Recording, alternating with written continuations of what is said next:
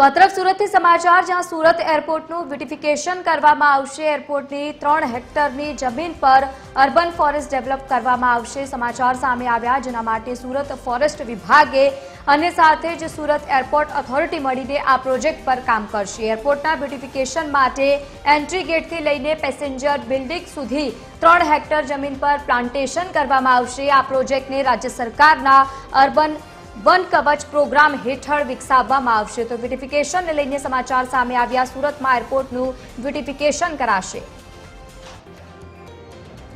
સંવાદદાતા જયેન્દ્ર પાંડે આપણી સાથે ફોન લાઈન પર જોડાયા છે। જયેન્દ્ર, સુરતમાં એરપોર્ટનું બ્યુટિફિકેશન કરાશે, શું વધુ વિગત?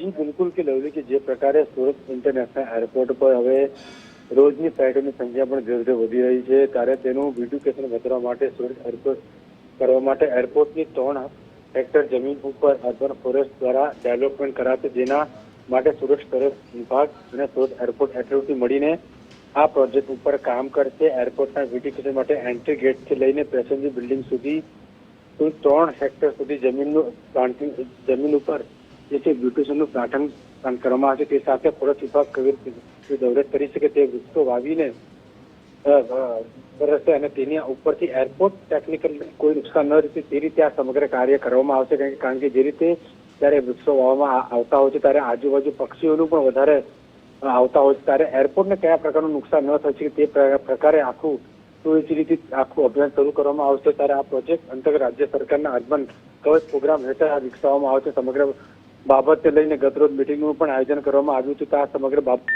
કરવામાં આવી હતી કે એરપોર્ટને કઈ રીતે સુંદર અને બ્યુટિફિકેશન થઈ શકે તે માટે આ સમગ્ર જે કામગીરી હાથ ધરવામાં આવી છે। તો આગળના દિવસોમાં આ સમગ્ર કામગીરીની શરૂઆત કરવામાં આવશે અને એરપોર્ટ જેથી 6 થી 7 મહિનામાં ફરી પાછી ખુલી ઉઠશે અને તેનું બ્યુટિફિકેશનમાં વધારો થતી હાલ શક્યતા જોવાઈ રહી છે। જી બિલકુલ જયેન્દ્ર, આભાર સમગ્ર માહિતી સાથે જોડાવા બદલ। તો એન્ટ્રી ગેટથી લઈને પેસેન્જર બિલ્ડિંગ સુધી પ્લાન્ટેશન કરાશે।